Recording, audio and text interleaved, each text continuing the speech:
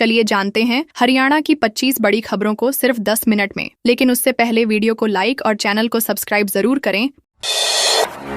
गुरुग्राम में कार का शीशा तोड़कर लैपटॉप और आईफोन चोरी। गुरुग्राम के पौष इलाके गोल्फ कोर्स रोड स्थित गैलेरिया मार्केट में कार का शीशा तोड़कर चोरी की वारदात सामने आई है। शाम के समय 3 युवकों की कार को निशाना बनाते हुए चोरों ने पिछली सीट की खिड़की तोड़ दी और कार में रखे 3 बैग चुरा लिए। इन बैगों में 3 लैपटॉप, एक आईफोन 12, नकदी और जरूरी दस्तावेज मौजूद थे। पुलिस रिपोर्ट के अनुसार चोरी गए सामान की कीमत करीब 2.66 लाख रुपए आंकी गई है, जबकि पीड़ितों का दावा है कि कुल नुकसान करीब 5 लाख रुपए तक का है। पीड़ित युवकों ने सेक्टर 29 थाना में शिकायत दर्ज कराई है, जिसके आधार पर पुलिस ने एफआईआर दर्ज कर जांच शुरू कर दी है।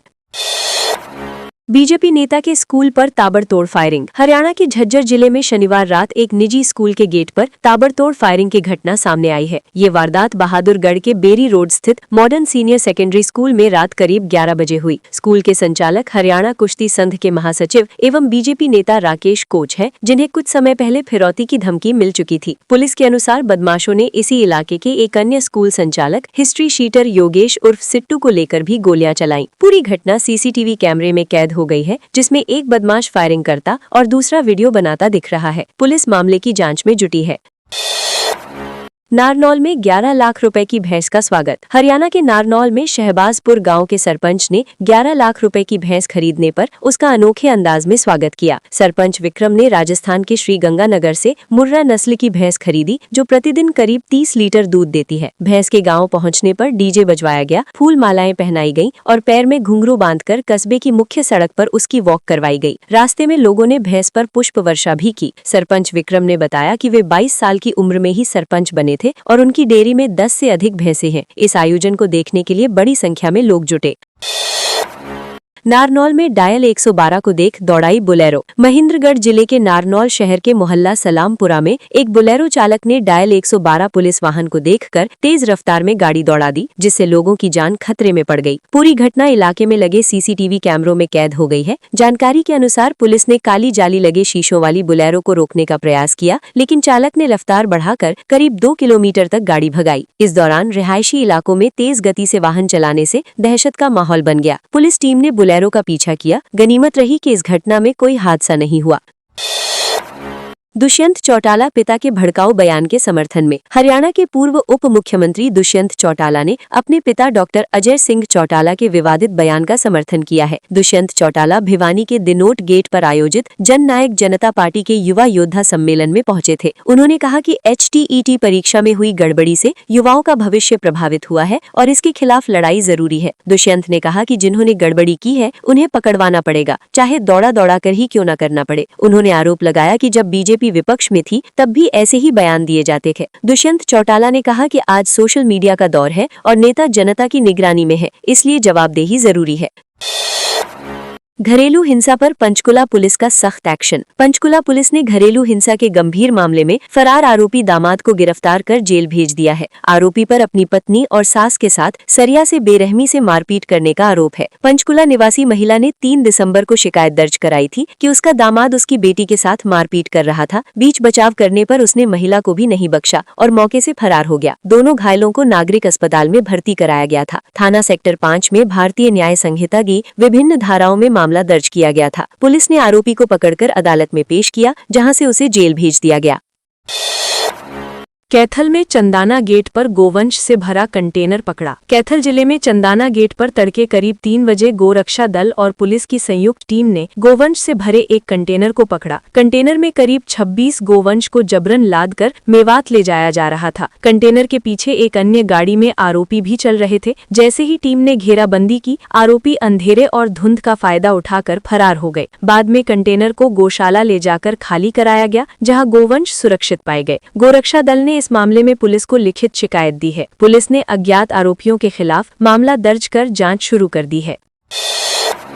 महेंद्रगढ़ से 20 वर्षीय लड़की लापता। महेंद्रगढ़ जिले के कनीना थाना सदर क्षेत्र से 20 वर्षीय युवती के लापता होने का मामला सामने आया है। गांव बाघूत निवासी युवक ने पुलिस को शिकायत दी कि उसकी बहन अचानक लापता हो गई है। शिकायत के अनुसार युवती दोपहर करीब 1 बजे अपने भाई को स्कूटी देने के लिए बाघोत बस अड्डा सहलंग मोड़ पर गई थी, लेकिन इसके बाद घर वापस नहीं लौटी। काफी देर इंतजार करने के बाद परिजनों ने उसकी तलाश शुरू की और आसपास के गांवों में पूछताछ की, लेकिन कोई जानकारी नहीं मिली। परिजनों ने आशंका जताते हुए पुलिस से मदद की गुहार लगाई है। पुलिस ने मामला दर्ज कर युवती की तलाश शुरू कर दी है।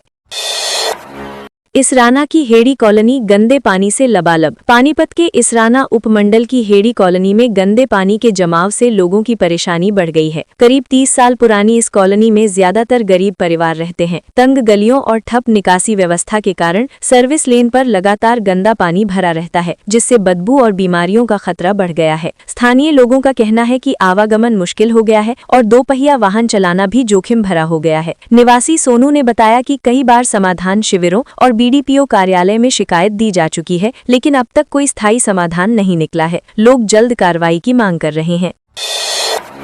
फरीदाबाद की कॉलोनी में मिले गोवंश के कटे अवशेष। फरीदाबाद जिले के खेड़ीपुल थाना क्षेत्र की भारत कॉलोनी में शनिवार को उस समय हड़कंप मच गया जब 45 फुट रोड पर शिव मंदिर के पास एक खाली प्लॉट के बाहर गोवंश का कटा हुआ सिर और 2 पैर पड़े मिले। घटना की जानकारी मिलते ही स्थानीय लोगों में रोष फैल गया और उन्होंने गोरक्षा दल व पुलिस को सूचना दी। मौके पर डायल 112 की ईआरवी टीम, खेड़ीपुल थाना पुलिस और गोरक्षा दल के सदस्य पहुंचे। पुलिस ने गोवंश के अवशेषों को कब्जे में लेकर जांच के लिए खेड़ी पशु अस्पताल भेजा। आसपास के लोगों से पूछताछ की जा रही है। हिंदू विश्व परिषद के सदस्य सुनील ठाकुर ने बताया कि शाम करीब 4 बजे सूचना मिली थी। पुलिस मामले की गंभीरता से जांच कर रही है।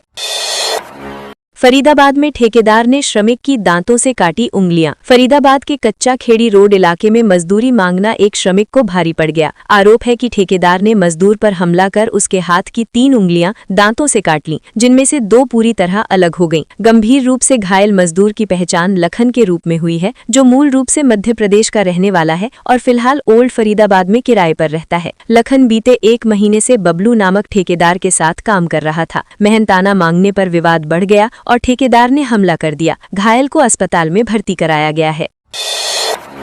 रोहतक में चुनाव हारे बीजेपी के ग्रोवर का छलका दर्द। रोहतक में भाजपा के पूर्व मंत्री मनीष ग्रोवर ने विधानसभा चुनाव हारने के 1 साल बाद सार्वजनिक मंच से अपना दर्द साझा किया। चारा मंडी में आयोजित कार्यक्रम में उन्होंने कहा कि वो भूपेंद्र सिंह हुड्डा के परिवार में पैदा नहीं हुए, इसलिए जाट समाज ने उन्हें स्वीकार नहीं किया। उन्होंने कहा कि पंजाबी समाज से होने के कारण उन्हें जाटों का समर्थन नहीं मिला। मनीष ग्रोवर ने बताया कि वे 2 बार पार्षद बने और 6 बार विधानसभा चुनाव लड़े, लेकिन केवल 1 बार जनता ने उन्हें जीत दिलाई। उन्होंने दावा किया कि 5 साल में उन्होंने उतना विकास कार्य किया जितना वर्तमान विधायक भी नहीं कर सके।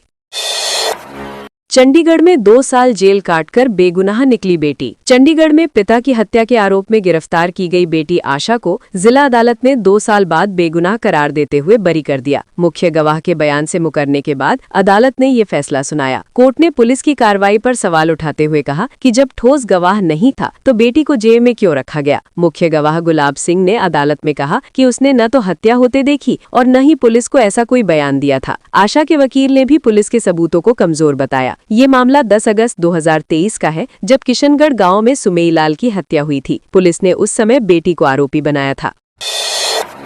सिरसा में सूक्ष्म सिंचाई परियोजना का ट्रांसफार्मर जल गया। सिरसा जिले के गांव शाहपुरिया में सूक्ष्म सिंचाई परियोजना का ट्रांसफार्मर जल जाने से किसानों में रोष फैल गया है। पिछले 5 दिनों से बिजली आपूर्ति ठप होने के कारण करीब 850 एकड़ में खड़ी गेहूं, सरसों और चने की फसलों की सिंचाई पूरी तरह बंद है। शनिवार को आक्रोशित किसानों ने प्रशासन के खिलाफ प्रदर्शन कर जल्द समाधान की मांग की। सरकार ने वर्ष 2018 में रेतीली जमीन को उपजाऊ बनाने के लिए 4.4 करोड़ रुपए की लागत से ये परियोजना स्थापित की थी। ये फव्वारा सिंचाई प्रणाली पर आधारित है और काडा विभाग के अधीन आती है। 30 दिसंबर को ट्रांसफार्मर जलने के बाद से मोटरें बंद पड़ी हैं।